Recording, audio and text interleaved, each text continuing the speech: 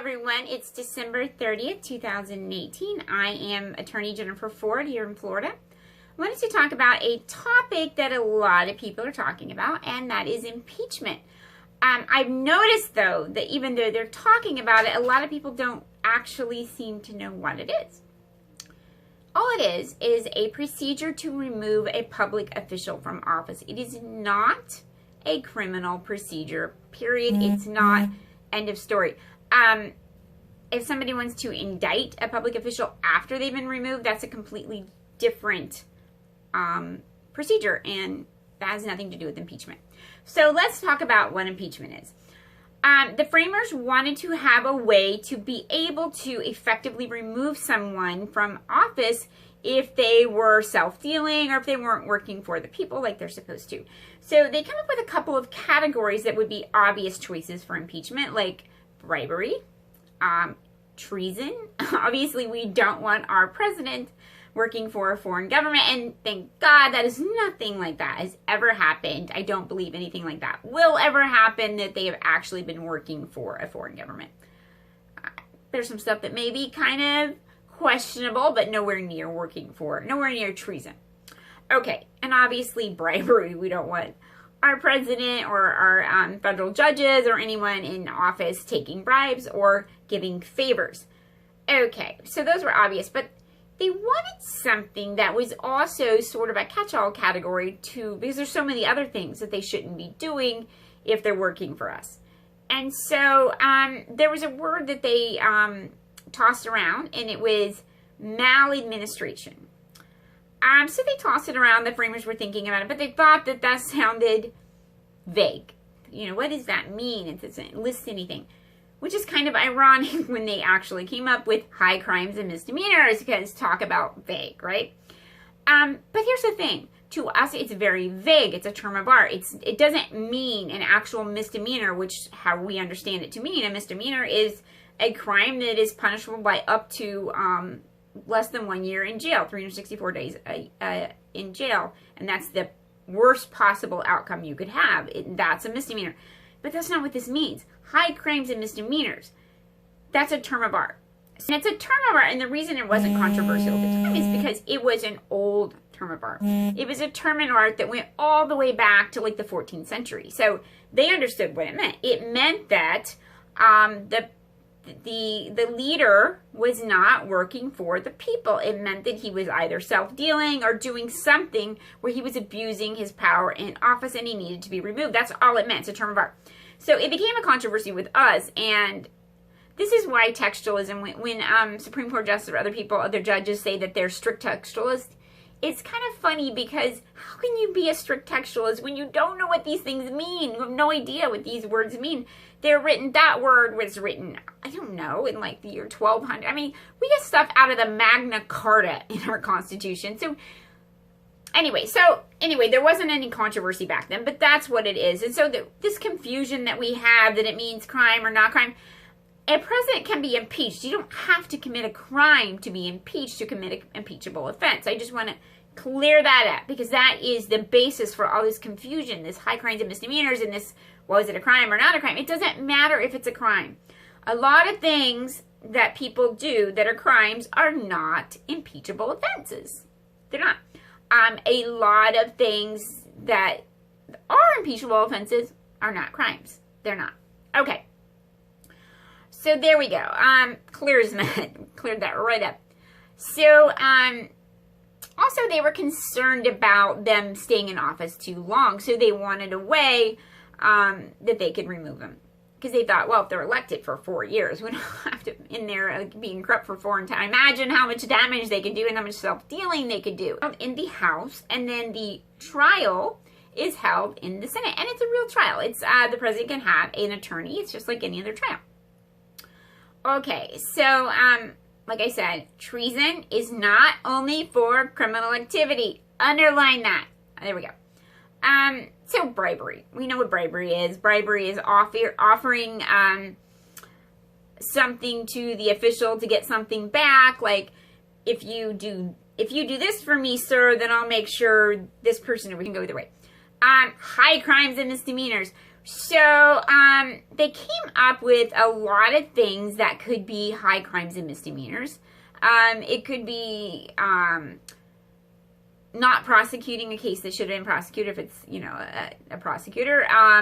Not spending money that was allocated for a certain thing, spending it some other way, public money, that's impeachable offense, that's high crime and misdemeanor. Disobeying an order, court order, arresting someone that, or doing something to someone that is your political opponent that you wouldn't normally do, and you're not doing it because he committed a crime, but because they are your opponent. There's only been about 18 serious impeachments, and 13 of those were federal judges, not presidents. We've only had 3 presidents thus far that have been impeached. So, and what were these? Let's talk about the federal judges. What were they impeached for? Were they treasonous? Were they? No. Okay, so they were impeached for things like habitual drunkenness. They were, you know, being drunks. Using their office for financial gain. Unlawfully punishing people for contempt, so taking their personal feelings out on people. They're human beings. Human beings do human being things. So bullying people from the bench, that I have seen. There was a judge, and you can Google it, you can find the YouTube video of it, and she was so angry at this lady for not showing up at her her domestic violence hearing because her husband, she had a TRO against him, a temporary restraining order, and in order for that to become permanent, you know, there has to be a witness. Oh, thank God, people get due process. So she didn't show up for the hearing, and the judge dragged her back. And the judge was mad because she wanted to do something to this guy who was beating his wife. So the judge's head was in the right place, but she really took it out on this domestic violence victim. And you can Google this. It's horrible. Florida judges in prisons, domestic violence. Okay, it's awful.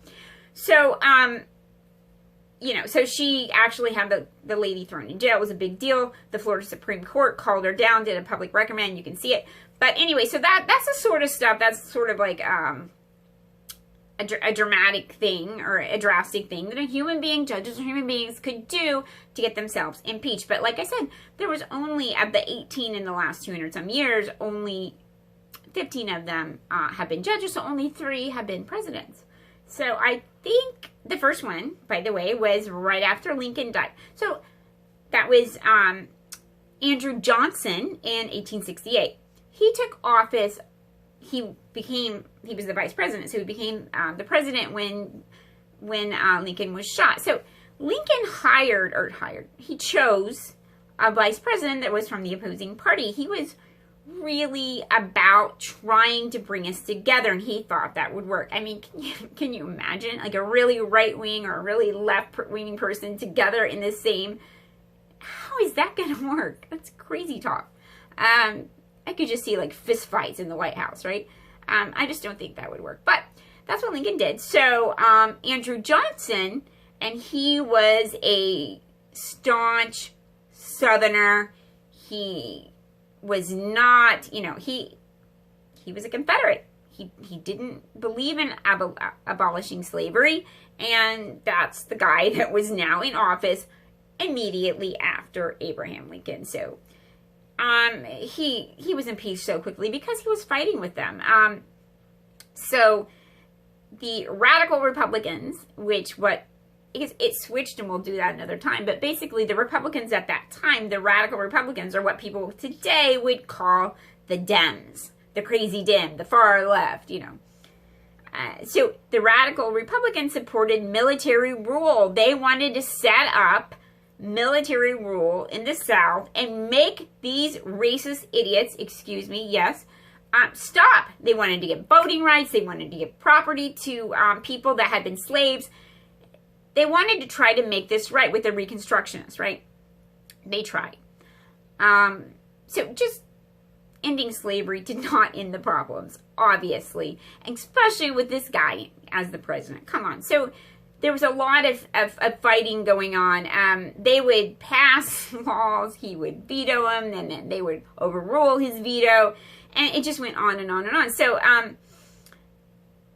let's see. So the two sides grew increasingly further apart, As Congress repeatedly passed Reconstructionist legislation, Johnson vetoed it, and Congress overrode his veto. There was some real knockdown, dragouts, you know. So Congress passed a Tenure of Office Act. And this required Johnson to get permission from Congress before firing any members of the executive branch who had been approved by Congress. So what did he do? He immediately responded by firing the Secretary of War, Edwin Stanton, who was a radical Republican, Reed, left Democrat. Okay, so basically he violated this Tenure of Office Act that they had just passed over his veto, and they weren't having it. So the House passed 11 articles of impeachment. So I don't know, maybe because it was so new, he didn't realize he could get impeached. I mean, it really wasn't that new, but so he didn't realize he was going to get impeached. He wasn't paying attention to the Constitution. So he was impeached. The last summarized the other 10 charges and charged him with failing to enforce the Reconstruction Act. So basically that's the whole gist of all the articles that were passed against him. So at the end of the Senate trial, so the House passes them or indicts him is their way, sort of passing these articles of impeachment are tantamount to being indicted criminally. And then you still have to be tried. So then he was tried in the Senate, and only 3 charges at the end, a lot of them were dismissed.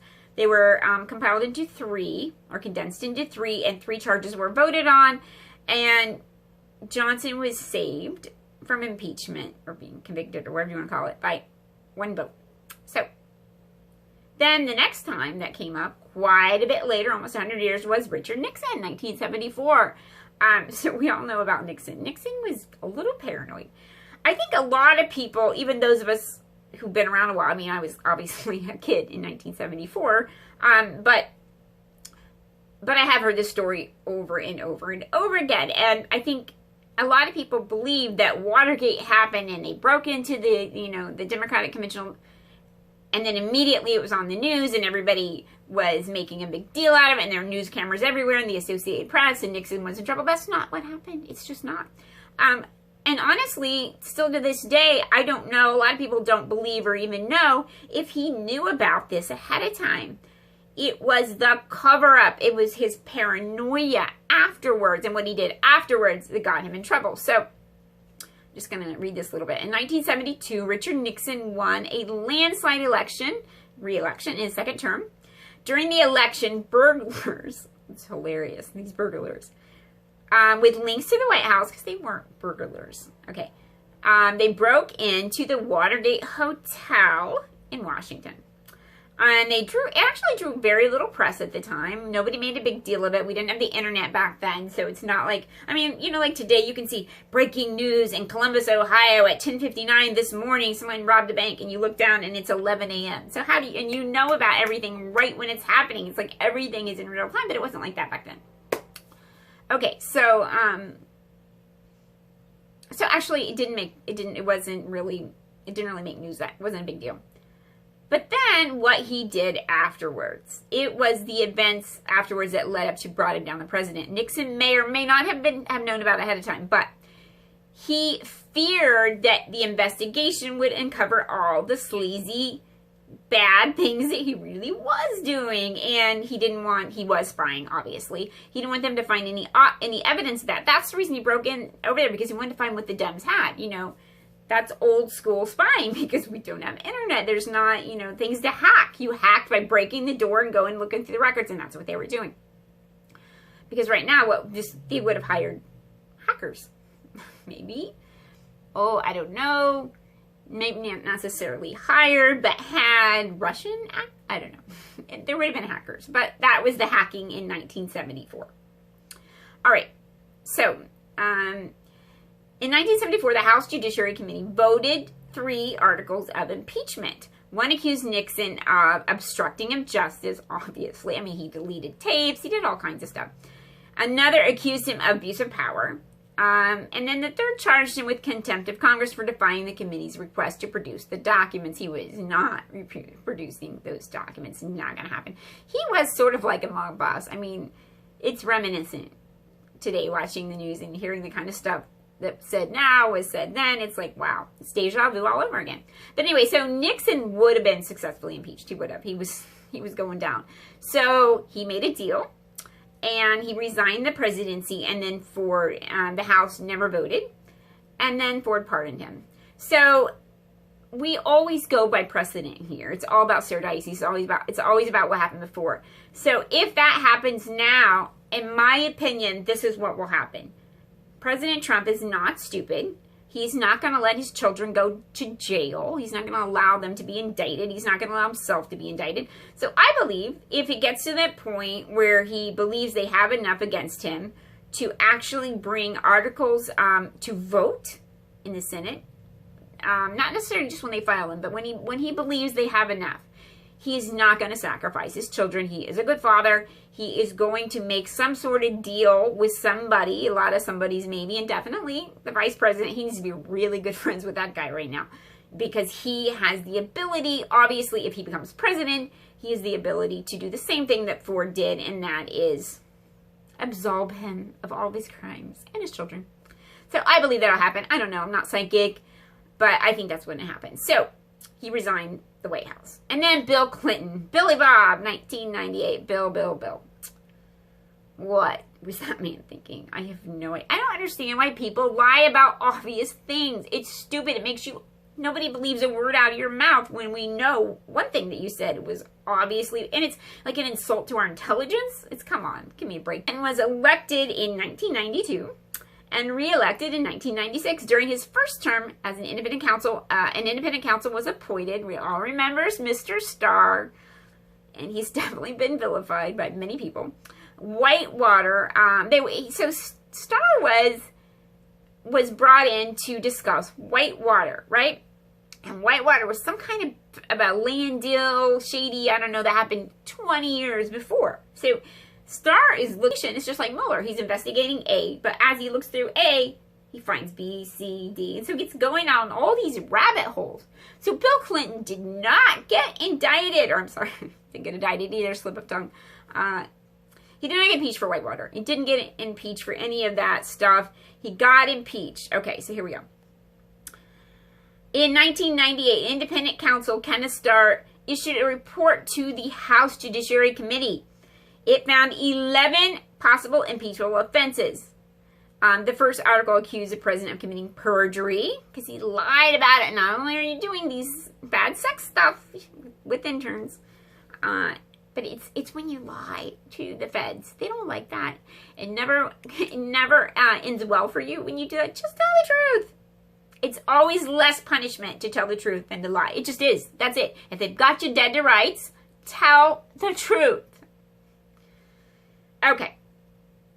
Okay, I just said that and I'm an attorney. Okay, no, possible clients, no, don't ever tell the police the truth. Keep your mouth shut. Don't lie to them. Don't say anything. Go talk to an attorney. Okay, but I'm going back to this. We're talking about non-criminal offenses that can get you impeached, and this is it. You can't go to jail for having oral sex in the White House. Okay, you can go to jail for lying to a Fed about this said oral sex in the Oval Office. So the articles of impeachment are all about this affair. Really, they were. So he should have known better. He lied, and didn't go well for him. Okay, so it was like false and misleading testimony, obstructing justice, delay, impede, or cover up or conceal the scandal. Conceal the existence of evidence. Maybe the dress. I don't know. Okay. Misleading the cabinet, his own cabinet. So it was all about Monica Lewinsky. It was all about him. That's my opinion. About anything going on underneath the desk in the Oval Office. February 10th was defeated with 50 for conviction and 50 against. It was a draw. And when there's a draw, you keep the status quo. So Bill Clinton didn't get removed from office by the skin of his teeth. And again, I don't really have anything. Okay, he's not my best friend, but I don't have anything really against Bill Clinton.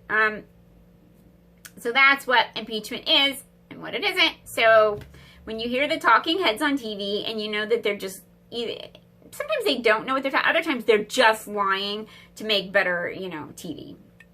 It's just BS. Okay, so